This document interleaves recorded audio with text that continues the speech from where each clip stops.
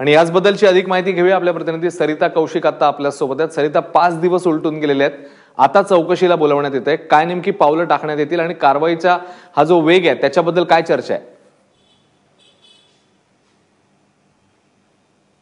खरं तर ह्या कारवाईच्या वेगाला, या चौकशीला किती अर्थ आहे ह्याच्यावरच प्रश्न आहे।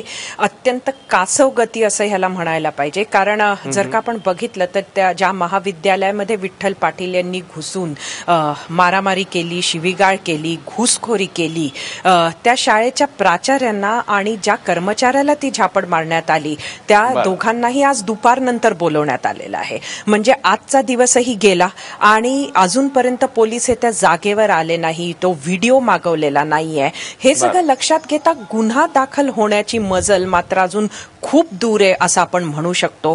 त्यामुळे रणजित पाटील यांनी कितीही म्हटलं की ह्या संपूर्ण प्रकरणामध्ये हस्तक्षेप करणार नाही, तरी पोलीस हे स्वतःहून घाबरतात आहेत का की हस्तक्षेप करणार नाही हे शेवटी स्वतःच्या बॉसनं म्हटल्यावर पोलीस काही खूप आक्रमक होतील असं दिसत नाहीये आणि ही कासवगती तेच सांगते।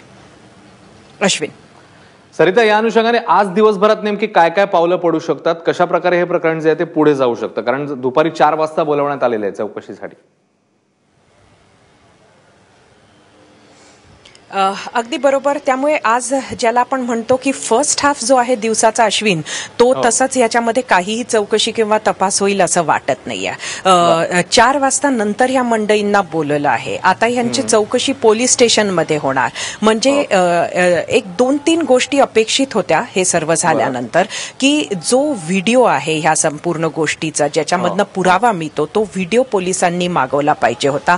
चौकशी सुरू केली असं म्हणतानाच खरं तर हा व्हिडिओ त्यांच्या हाती तक्रारदाराकडनं येणं अत्यंत गरजेचं होतं। हा व्हिडिओ सगळीकडे जरी फिरत असला तरी तक्रारदाराकडनं तो काय म्हणतो आहे ते जाणून घेण्यासाठी हा व्हिडिओ त्यांच्याकडनं मागवणं गरजेचं होतं।